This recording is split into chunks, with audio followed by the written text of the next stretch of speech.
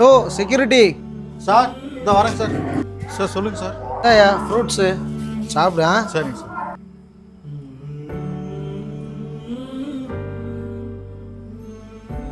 அண்ணாங்களா? அப்பா வெளில இருக்கோம். போய் கூட்டு வா போ. சரி. ஜான்னா உங்களை அப்பா கூப்பிட்டு. சரி வரேன் போ. ஏப்பா கூப்பிட்டீங்க? பழம் வாங்கிட்டு வந்துருக்கேன்டா, வாடா சாப்பிடலாம். சரி உட்கார்றேன்.